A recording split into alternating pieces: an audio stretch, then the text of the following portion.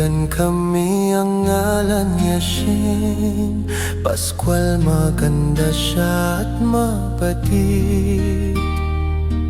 pero meron siyang isang kapintasan.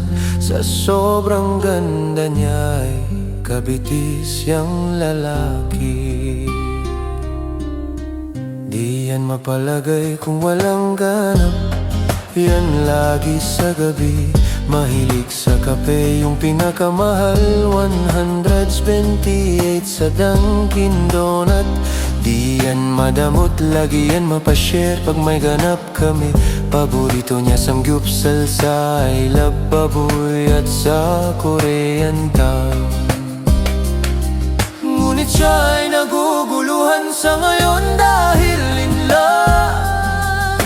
Babo siya sa friend niyang tiga-abroad. Ang paborito niyang kanta ngayon ay bakit di na lang totohanin ang lahat.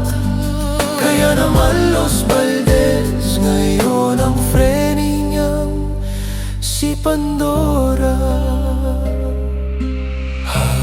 Ay mapapasana, all ka na lang talaga. Ika na talaga, Raymond Pascual. May kaibigan kami, ang ngalan niya Shane Pascual, maganda siya at mabait, pero meron siyang isang kapintasan.